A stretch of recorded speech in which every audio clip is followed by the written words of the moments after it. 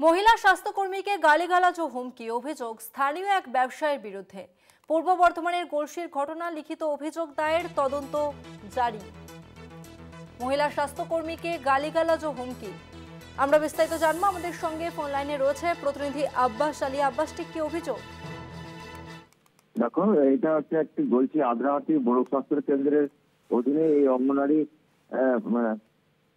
অঙ্গনারী বাড়িঘনের এক সুস্বাস্থ্য কেন্দ্র। এই মহিলা দীর্ঘদিন ওই সুস্বাস্থ্য কেন্দ্রের কর্মরত ভাবে আসছেন এবং যে ওখানে ওই সুস্বাস্থ্য কেন্দ্রের পাশে একটি মুরগির দোকান বাড়িঘনের এক ওই ব্যক্তি প্রতিদিন ওই মুরগির মাংসের দোকানে রক্ত এবং অন্যান্য যে মুরগির যে সামগ্রী, সেই নোংরা সামগ্রীগুলো সেখানে স্বাস্থ্য কেন্দ্রের সামনে ফেলতে থাকে এবং সেখান থেকে দুর্গন্ধ বের থাকে। এই নিয়ে বারবার তাকে অভিযোগ করে, কিন্তু সে শোনে না।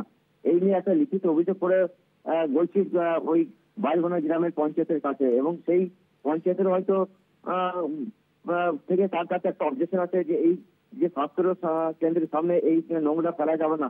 এই নিয়ে একটা তার মনে একটা ক্ষুব্ধ সৃষ্টি হয় এবং ওই মহিলাকে, যে স্বাস্থ্যকর্মী যে আছেন, তাকে কিন্তু ওই হসপিটালের সামনে যখন আসে চাবি তালা খুলতে, তখন তাকে বাধা দেয় যে ওষুধ থাকলে তুমি ওষুধ দাও, নাহলে কিন্তু এখান থেকে চলে যাও, এই ধরনের হুমকি দেয়।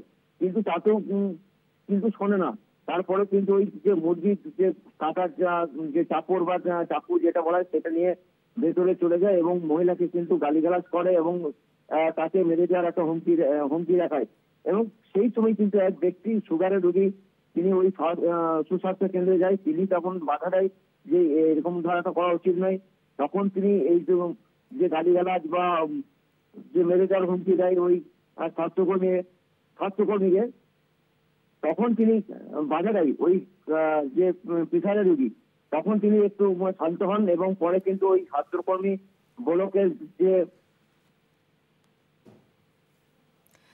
ধন্যবাদ আব্বাস। পুলিশে এই লিখিত অভিযোগ করে পুলিশে এবং স্বাস্থ্যকর্মীদের জানানো হয়। একেবারে লিখিত অভিযোগ জানানো হয়েছে, এরপর কি ব্যবস্থা নেওয়া হয় সেদিকে নজর থাকবে। ধন্যবাদ আব্বাস।